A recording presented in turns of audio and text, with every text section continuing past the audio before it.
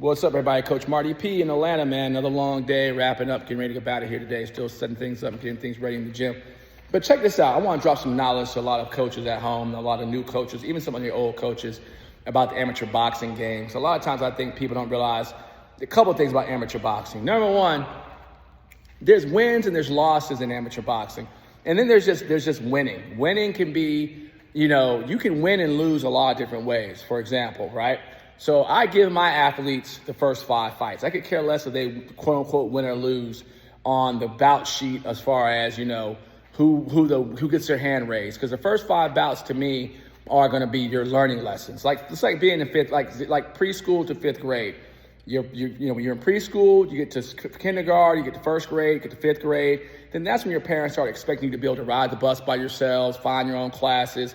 They don't need to hold your hand to get you to walk through school. So my idea is your first 5 amateur boxing matches are the same. I don't care if you win or lose with having your hand raised. But what I want to see is, are you improving and are you getting better through those first 5 bouts? So as long as every time we go out, you're getting better and you're improving, then that means we're growing, right? And also means that eventually you're going to get in the winning column. So I'm happy with that. Now, if I've got an athlete that's got less bouts, boxing an athlete that's got more bouts and more experience, and that athlete that we're boxing is not completely dominating, even stopping my athlete, that's a win for me.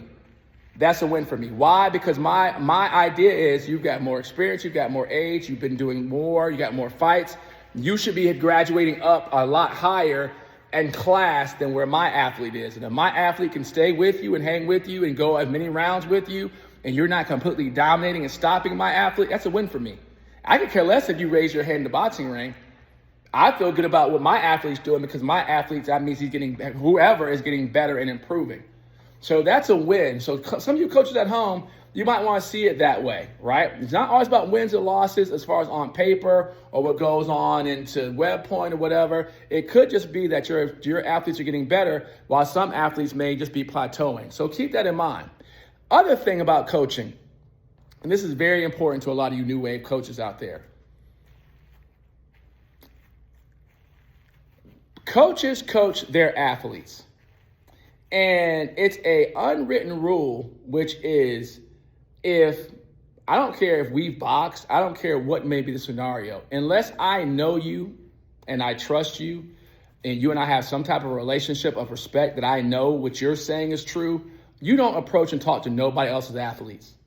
Remember that. That's rule number 1. And if you do want to talk to somebody else's athlete, you need to go talk to that coach and say, hey, coach, you mind if I share something with your athletes or share something that I've seen or your kids are doing good, but, I want to give them some encouragement. That's the right thing to do. You don't just go directly to anybody else's athlete and start speaking to them, right? Because number 1, I may not trust you. Number 2, I probably don't respect you because if you don't know me and we don't have no kind of a personal relationship, then you're probably somebody I don't think too highly of in the game to be giving no kind of advice anyway. And number 3, it's just the right thing and the wrong thing to do. Because in the day, somebody else's athlete, and this game is the way the game is. So don't do that. Don't, after bouts, when your kids get done bouncing somebody, and you're like, oh man, let me go tell this other kid what to do. And if he had done this and the third, that's disrespectful to that other coach. Because in the day, y'all just got done competing against each other, and you don't know what the strategies are, what the game plans may be, and it's just not the right thing, especially if y'all don't have a relationship. Develop relationships. Build relationships, have trust, and then if a coach is open to you talking to their athlete, they'll let you know.